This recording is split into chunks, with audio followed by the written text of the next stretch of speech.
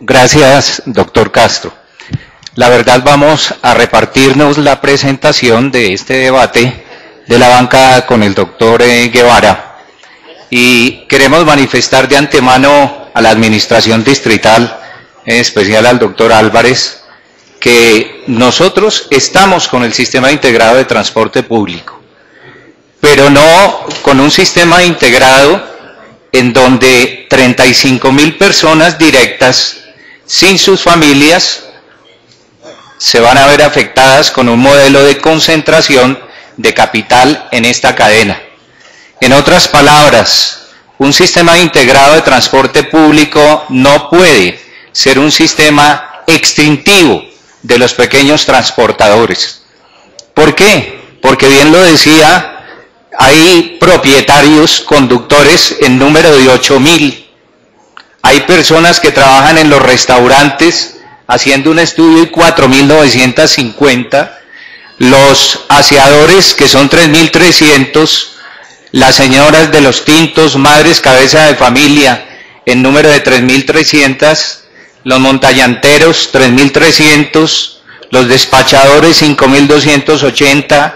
Aseadoras, calibradores de llantas, almacenes de repuestos que mínimo tienen 54 gerentes, hecha la sumatoria, y todo este personal administrativo de estas empresas que llega a un número de 2.400, 2.640 personas. La pregunta es: ¿qué va a pasar con ellas? Con los contratos, ¿qué se va a hacer? ¿Cómo se va a actuar en la medida en que este sistema, no obstante que se presenta como incluyente y participativo para todos los que aspiren, dadas sus exigencias de capital y otros requisitos, termina siendo excluyente, nos guste o no admitirlo? Por eso la pregunta que formulamos es: ¿en manos de quién quedarán los sistemas de transporte? Pues bien, en un artículo del periódico El Tiempo del día 23 de octubre, se dice que en una reunión con la alcaldía se dijo que no habrá restricción para los proponentes, aun que se puedan aliar con las firmas extranjeras. Aquí está la fotografía del artículo, doctor Álvarez, del periódico El Tiempo. Dice que la alcaldía dijo eso, que no habría restricción para que un proponente se pueda aliar con firma extranjera o con cualquier otro vinculado necesariamente al sector del transporte. Y se decía incluso en este artículo del Tiempo que ciudades como Santiago de Chile o Lima, allí hay colombianos operando y pendientes de entrar a manejar el sistema de transporte. Es decir, que la pregunta es: ¿qué va a suceder con esto? ¿Estos están listos para venir y absorber todo el sistema y dejar por fuera a los pequeños transportadores? Es decir, que el sistema de transporte público que hoy tenemos es un sistema que sí está democratizado, porque existen 16.000 propietarios. Problema acá es que hay una puja entre el sistema integrado de transporte público interiormente, entre quienes van a manejar el recaudo y quiénes la operación. Pero es decir, no hay unos pronunciamientos sobre la democratización de este sistema, metro, tren de cercanías y la fase 3 de Transmilenio. Es decir, aquí el problema no es participación, porque se supone que a todos les dan participación. Aquí el problema es que termina con la exclusión, es decir, desigualdad y discriminación.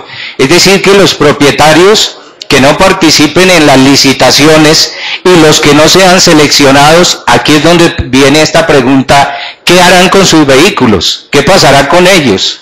¿Qué plan de contingencia tiene la administración o ha diseñado para asumir este problema? Es decir, ¿se habrá contemplado al día de hoy un mecanismo, unos sistemas indemnizatorios para que aquel que no clasifique pueda tener una manera de subsistir?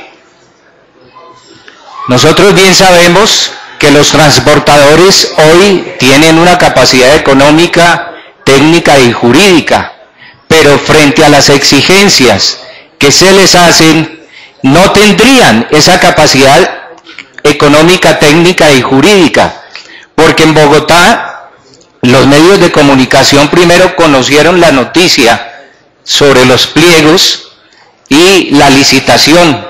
Fueron publicados el 28 de octubre, pero los medios de comunicación tenían la noticia desde el día 23 y no fueron transmitidos de una forma positiva. Es decir, que para la ciudad, en cierta medida, y así lo manifestamos días atrás, estaba oculto, y no solo para la ciudad, sino para el sector transportador, que fue el último. Nos preocupó que los medios, no queriendo descalificarlos, recibieran la noticia antes que los mismos transportadores. Esto nos lleva a pensar, como bien lo decíamos, y hemos titulado nuestra presentación, esto es a voces la extinción de los pequeños transportadores. Si nosotros vamos igualmente y analizamos en la siguiente gráfica la capacidad financiera de lo que son las 13 zonas, nos preguntamos por qué exigencias mayores en unas y otras. La pregunta es, ¿por qué 3 exigencias? Aquí bien lo decía una colega, la doctora Ángela Benedetti, ¿dónde están los estudios para determinar que tienen que ser 13 zonas? Yo pregunto, ¿por qué no son 30? ¿Por qué no son 15? ¿Por qué no son 40? ¿Por qué si hay más zonas, las exigencias van a ser menores y los transportadores que hoy fungen como tales van a tener la capacidad de poder encarar las exigencias que estos pliegos licitatorios están poniendo de manifiesto, que son inmensos? Es decir, que su capacidad jurídica, técnica y en especial la económica les hacen cada día incapaces de poder hacerlo frente a estas exigencias, no obstante que en este momento tienen las empresas una infraestructura para poder mantener el transporte en la ciudad. Es decir, que aquí se trata es de que solamente puedan continuar con el negocio los grandes capitales. Es decir, ¿qué empresa reúne esas exigencias en este momento? Con las que hoy se trabaja, todo es posible, pero con las que se ponen de manifiesto en los pliegos, no va a haber posibilidad. Por eso, ¿qué empresa operadora está en capacidad de cumplir con tan grandes requisitos económicos? Yo pienso que ninguna el día de hoy, de acuerdo a las políticas que se han asumido para el nuevo sistema integrado de transporte público. Hay que tener igualmente en cuenta que dentro de las exigencias en materia de experiencia que se hace a los transportadores, se les pone una serie de premisas que dentro de ellas consagra lo que es la entrega total de sus vehículos. Es decir, que el proponente tiene que entregar el control total del vehículo al sistema integrado de transporte público. Sin embargo, esto no les garantiza la permanencia a los pequeños propietarios durante la ejecución. Y entiendo que no están de acuerdo con eso. Pues se entiende por el control total, y la norma lo dice, además de la propiedad, únicamente los siguientes esquemas, y dice que solo en 2 esquemas, en el leasing financiero o en el leasing operativo, y o en el patrimonio autónomo, cuyo objeto sea la titularidad de los vehículos. Por eso se estaría entregando de una manera condicionada, cuando aquí la entrega tiene que ser incondicional. Nos parece que eso es lo correcto y no lo contrario a lo que se ha presentado. El 43% de los factores de calificación corresponden a la propuesta económica. Sin embargo, si vamos a mirar, el puntaje máximo de la propuesta técnica es de 170 y el máximo de la propuesta económica es de 130. ¿Dónde van a quedar los transportadores?